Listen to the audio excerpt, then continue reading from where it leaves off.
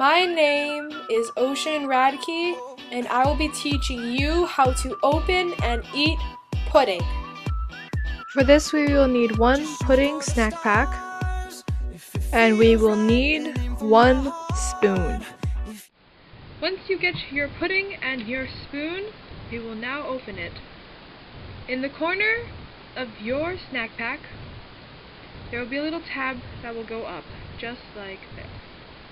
It helps if you bend it up. After that, firmly grasp and then pull.